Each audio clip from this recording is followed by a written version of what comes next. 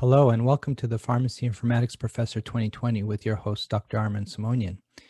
My excitement continues for my favorite article of 2021, which we've discussed in our last couple of Journal Club episodes, and that is the ASHP National Survey of Pharmacy Practice of 2020.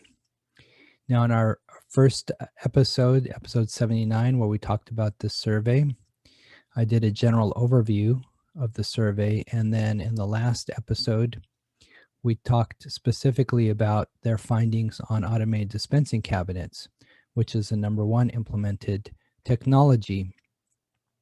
Today I would like to focus on smart pumps, which it turns out is the second most implemented technology in hospital pharmacies.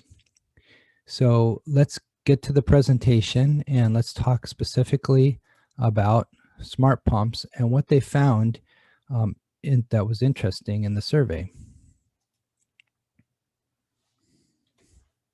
So again, just to review, this is the name of the article, and it talks about the medication use process, 2 of the phases, which is dispensing and administration. So that was the focus of this survey. Now, smart pumps, as I mentioned, came in second in terms of the most implemented technology, and close to 88% of the respondents of these hospitals said that they had implemented smart infusion pumps. Now, if you look at the numbers below, the lower statistic, 13.4%, this has to do with the latest push with smart pumps and electronic health records. So what we're trying to do is have optimization, interoperability, kind of seamless communication between the EHR and the smart pump.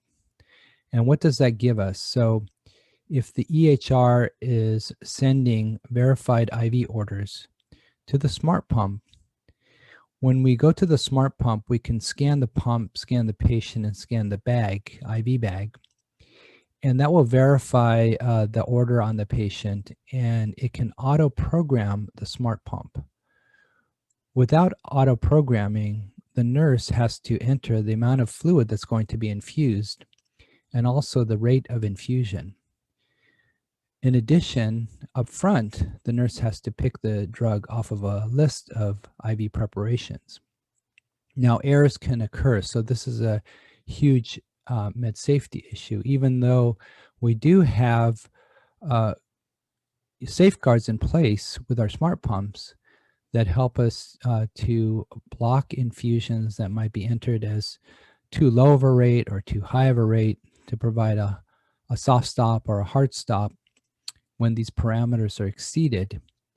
And but there's no safeguard really to ensure that the nurse is picking the right solution for the right patient in the right amount at the right rate. And so with auto programming, with this communication, this interface between the EHR and the smart pump, you can have that auto programming, and it's a huge med safety improvement. Now, if you look at the top statistic, that's 14.9%, that has to do with two-way communication. So a two-way bidirectional interface between the EHR and the smart pump. And what I interpreted from these statistics is that 13.4% of the hospitals have at least a unidirectional one-way interface between the EHR and the smart pump. And then a few additional hospitals reported that they have a two-way interface. And what does this give us? So if the smart pump is communicating back to the EHR, you can have auto documentation of IV solutions that were hung and infused on the patient. Now, we've talked in the past about the electronic medication administration record. Well, a subset of that, sometimes a separate application within the EHR, is the IVAR or IV administration record. So in the case of a bidirectional interface where you have this complete interoperability between the EHR and the smart pump, the orders can go across to the smart pump, and then the smart pump, as solutions are hung and infused, can auto-document that on the IVAR. So really good med safety improvements using the interfaces.